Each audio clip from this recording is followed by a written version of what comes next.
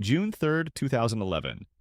iOS overtook BlackBerry's US market share for the first time, 26% to 25.7%. Nobody at Research in Motion called a crisis meeting.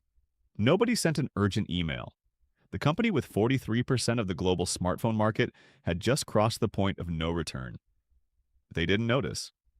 By 2013, their global share had collapsed to less than 1%. In the history of corporate technology, very few companies have ever fallen this fast from this high. This is the story of how the most important phone in the world became a punchline. Research in Motion was founded March 7, 1984 in Waterloo, Ontario. Mike Lazaridis and Doug Fregan started with two-way pagers. Jim Balsillie joined in 1992, invested $125,000, and became co-CEO. The two CEO structure would eventually break the company. For a decade, it worked. The BlackBerry 850 pager launched in 1999. The 5810, their first actual phone, came in 2002. What made it different wasn't the hardware. It was push email, not pull. Push. Everyone else required you to check for messages. BlackBerry delivered them before you asked, on a device that fit in a jacket pocket with a physical keyboard you could type on without looking. Wall Street adopted it. Law firms adopted it. The White House adopted it. The word CrackBerry entered the language. George W. Bush wanted one. The Secret Service said no. By September 2010, BlackBerry had 37% of the US smartphone market, 22 million users. By September 2011, 43% globally, 85 million subscribers. At its peak, RIM was worth more than $80 billion. January 9th, 2007. Steve Jobs walks on stage in San Francisco and demonstrates the iPhone. Mike Lazaridis watched the presentation. His first reaction, how did they do that? His second, dismissal. The iPhone would collapse the network, he said. It couldn't survive real usage. Jim Balsillie was more direct. June 2007, Toronto Star. I haven't seen one. It's okay. We'll be fine. By November 2007, he'd found the killing point. Or so he thought. His exact words. As nice as the Apple iPhone is, it poses a real challenge to its users. Try typing a web key on a touchscreen on an Apple iPhone. That's a real challenge. You cannot see what you type. Lazaridis agreed. I couldn't type on it, and I still can't type on it. It's hard to type on a piece of glass. They were right. Typing on glass is harder than typing on physical keys. The BlackBerry keyboard was objectively better for text input, and they built their entire strategy around being right about that. The problem, users didn't care. They adapted. They wanted the screen. The keyboard was a feature, the screen was the future. RIM had correctly identified a flaw and completely misread what the flaw meant. RIM's first touchscreen attempt was the BlackBerry Storm, 2008. They rushed it. It featured SurePress, a clicky touchscreen engineered to simulate pressing real buttons. It felt like pressing a broken button. Verizon had to replace nearly every one of the 1 million units sold. Estimated losses for Verizon alone, $500 million. It was later called the single biggest disaster in smartphone history. They needed a new operating system. April 2010, RIM acquired QNX software systems for approximately $200 million. The plan?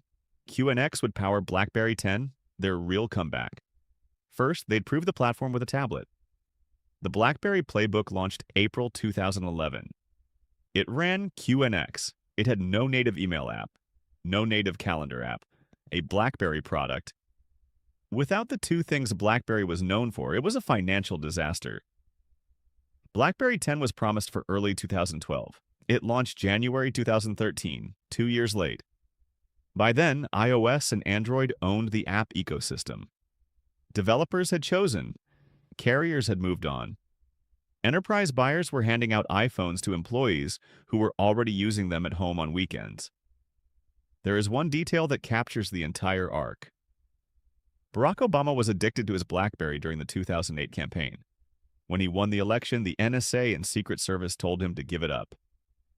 Security risk. He pushed back. He won the argument. The NSA tested a custom-hardened BlackBerry, modified with secure voice encryption, delivered to the president in mid-2009. Only 10 to 20 people could reach him on it. Biden, Rahm Emanuel, Michelle Obama, a handful of senior advisors. The most powerful man in the world carried a BlackBerry, fought his own intelligence agencies to keep it. It still didn't save the company. That was BlackBerry's last moment of being undeniably indispensable. And within 4 years, the product line was dead. Lazaridis and Balsillie had run the company as co-CEOs since 1992. The structure worked when the market was growing and decisions were mostly additive. It broke when the company needed to move fast and make hard calls. Balsillie wanted to open BBM to other platforms. Lazaridis believed in hardware first. By the end, they were barely speaking. January 22, 2012. Both resigned. COO Thorsten Heinz became sole CEO.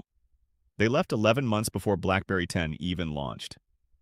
The bet they'd spent 2 years and $200 million building time, they never saw it play out.